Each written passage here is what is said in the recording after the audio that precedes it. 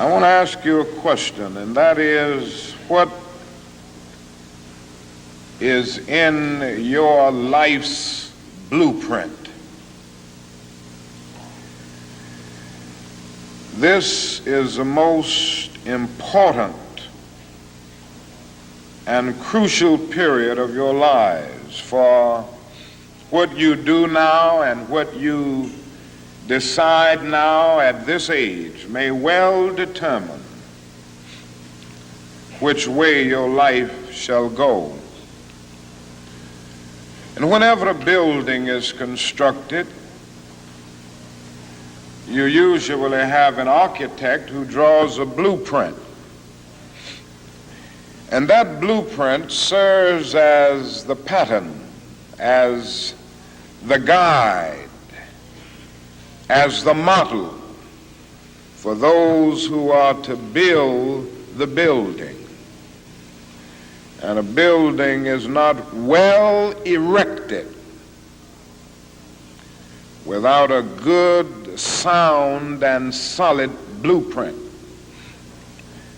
Now, each of you is in the process of building the structure of your lives. And the question is whether you have a proper, a solid, and a sound blueprint. And I want to suggest some of the things that should be in your life's blueprint. Number one in your life's blueprint should be a deep belief in your own dignity, your own worth, and your own somebodyness. Don't allow anybody to make you feel that you are nobody. Always feel that you count. Always feel that you have worth. And always feel that your life has ultimate significance. Now that means that you should not be ashamed of your color. You know, it's very unfortunate that in so many instances our society has placed a stigma on the Negro's color. And you know, there are some Negroes who are ashamed of themselves. But don't be ashamed of your color. Don't be ashamed of your biological features. Somehow you must be able to say in your own lives and really believe it, I am black but beautiful, and believe it in your heart.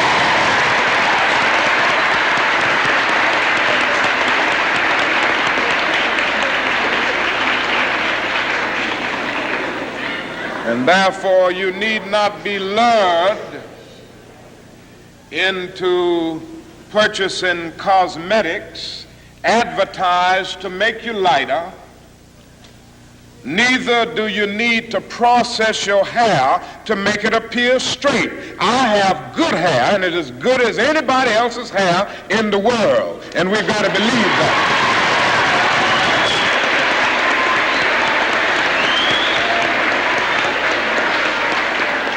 Now, in your life's blueprint, be sure that you have that a principle of somebodyness. Secondly,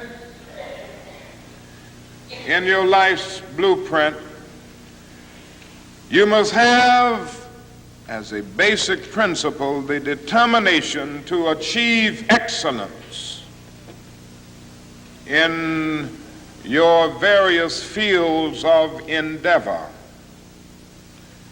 You're going to be deciding as the days and the years unfold what you will do in life, what your life's work will be.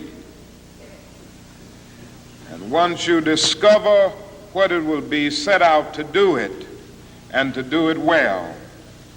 And I say to you, my young friends, that doors are opening to each of you Doors of opportunity are opening to each of you that were not open to your mothers and to your fathers. And the great challenge facing you is to be ready to enter these doors as they open.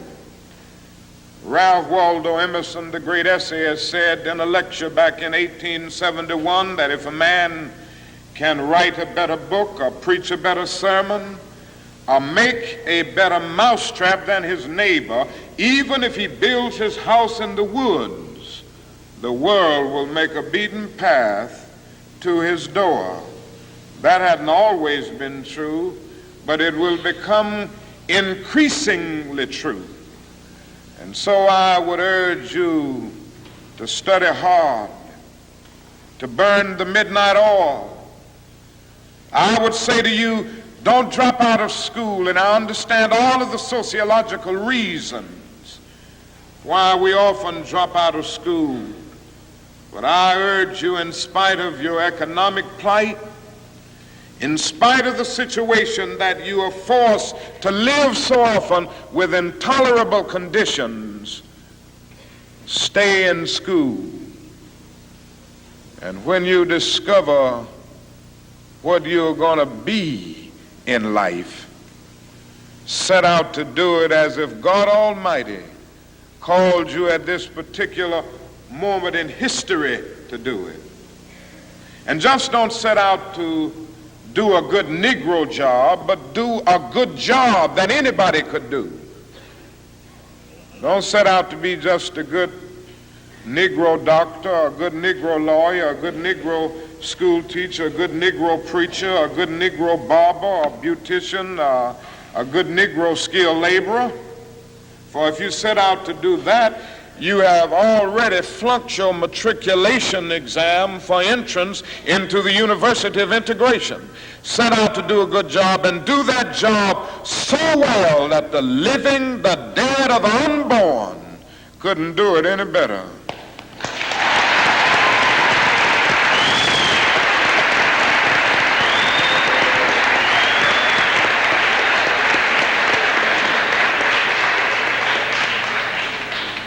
Falls your lot to be a street sweeper, sweep streets like Michelangelo painted pictures, sweep streets like Beethoven composed music, sweep streets like Leontine Price sings before the Metropolitan Opera, and sweep streets like Shakespeare wrote poetry.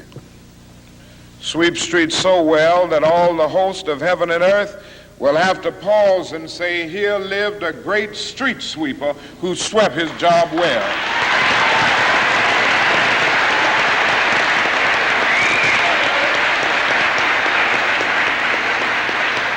If you can't be a pine on the top of the hill, be a scrub in the valley.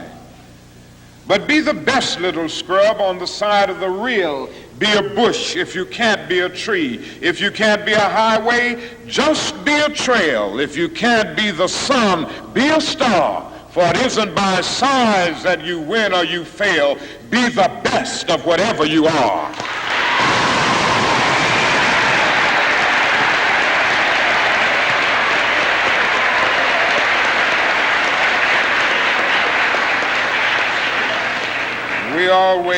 We already have some noble examples of black men and black women who demonstrated to us that human nature cannot be cataloged. They in their own lives have walked through long and desolate nights of oppression, and yet they've risen up and plunged against cloud-filled nights of affliction, new and blazing stars of inspiration. And so from an old slave cabin of Virginia's hills, Booker T. Washington rose up to be one of America's great leaders. He lit a torch in Alabama, and darkness fled in that setting. Yes, you should know this because it's in your own city. From a poverty-stricken area of Philadelphia, Pennsylvania, Marion Anderson rose up to be the world's greatest contralto, so that a Toscanini could say that a voice like this comes only once in a century. And Sibelius of Finland could say, my roof is too low for such a voice, from the red hills of Gordon County, Georgia. And the arms of a mother who could neither read nor write, Roland Hayes rose up to be one of the world's great singers and carried his melodious voice into the palaces and mansions of kings and queens. From crippling circumstances, there came a George Washington Carver to carve for himself an imperishable niche in the annals of science. There was a star in the diplomatic sky, and then came Ralph Bunce, the grandson of a slave preacher, and he reached up and grabbed it and allowed it to shine in his life with all of its scintillating beauty. There was a star in the athletic sky. And then came Jackie Robinson in his day and Willie Mays in his day with their powerful bats and their calm spirits. Then came Jesse Owens with his fleet and dashing feet. Then came Joe Louis and Muhammad Ali with their educated fists. All of them came to tell us that we can be somebody, and to justify the conviction of the poet, fleecy locks and black complexion cannot forfeit nature's claim. Skin may differ, but affection dwells in black and white the same. And if I were so tall as to reach the pole, or to grasp the ocean at a span, I must be measured by my soul. The mind is the standard of the man. And finally,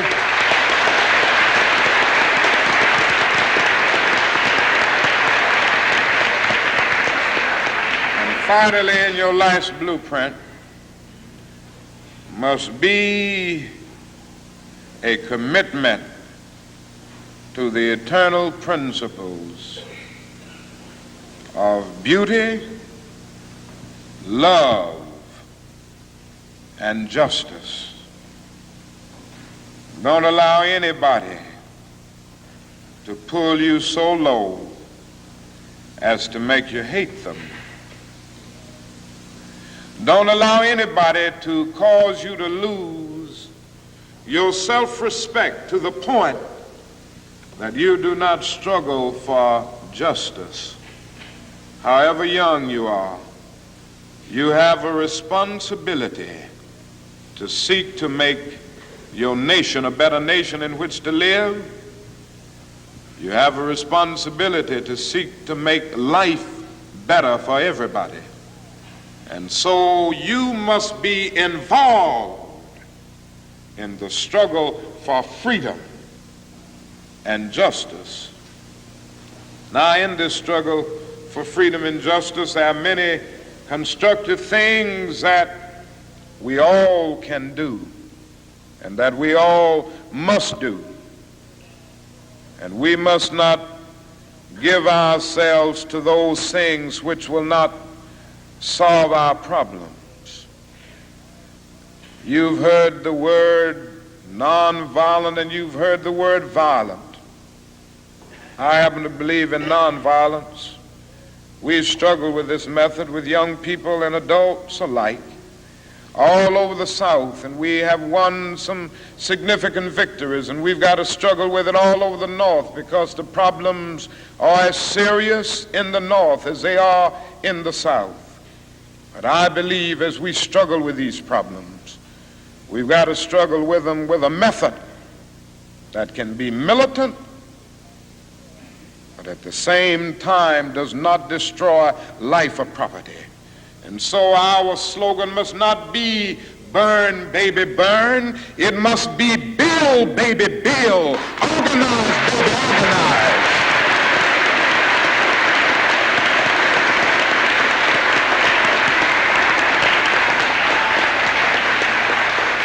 Yes, our slogan must be learn, baby, learn, so that we can earn, baby, earn.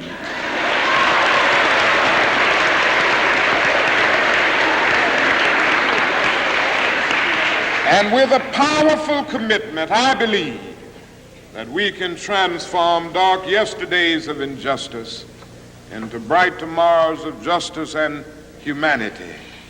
Let us keep going toward the goal of selfhood, toward the realization of the dream of brotherhood, and toward the realization of the dream of understanding goodwill. Let nobody stop us. I close by quoting once more the man that the young lady quoted, that magnificent black bard who has now passed on, Langston Hughes. One day he wrote a poem entitled Mother to Son. The mother didn't always have her grammar right, but she uttered words of great symbolic profundity. Well, son, I'll tell you, life for me ain't been no crystal stad. It's had tacks in it, boards torn up, places with no carpet on the floor, bare. But all the time, I's been a-climbing on and reaching landings and turning corners and sometimes going in the dark where there ain't been no light. So, boy, don't you stop now. Don't you sit down on the steps 'cause you find this kind of hard. But I's still going, boy. I's still climbing. And life for me ain't been no crystal stair. Well, life for none of us has been a crystal stair, but we must keep moving. We must keep going. If you can't fly, run. If you can't run, walk. If you can't walk, crawl, but by all means, keep moving.